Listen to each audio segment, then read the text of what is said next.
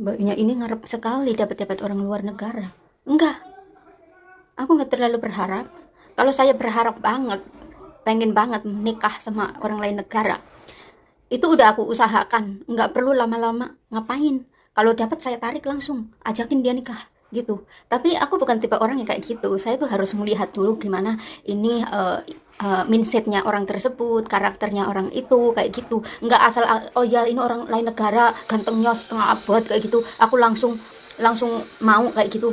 Karena kenapa? Aku nggak bisa melakukan itu ketika poin yang paling penting itu karakter dia, bagaimana sikap dia terhadap aku, mindset dia ke aku, terus ya yang pastinya dia perasaan dia ke aku itu seperti apa kayak gitu.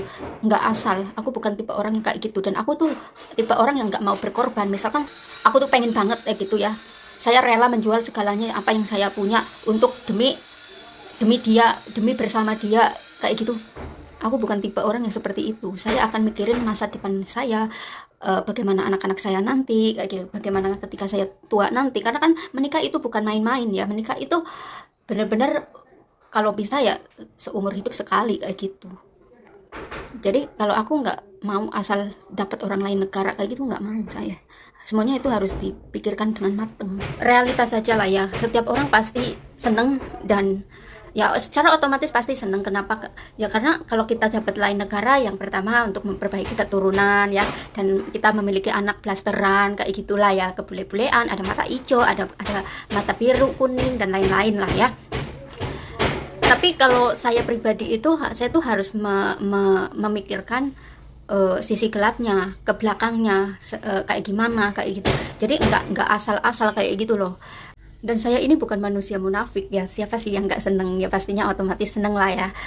Tapi aku tuh nggak terlalu berharap kayak gitu ya, berharap cuma kan cuma 50-50 lah, 50-50 lah, jangan terlalu berlebihan. Karena kenapa? Kalau kamu mikirnya terlalu berlebihan dan terlalu berharap, itu sakit nantinya. Karena orang yang benar-benar tulus, dia tidak akan pernah pergi dan dia akan menetap di posisi kamu. Dia itu akan berjuang seperti apapun kamu itu gitu ya.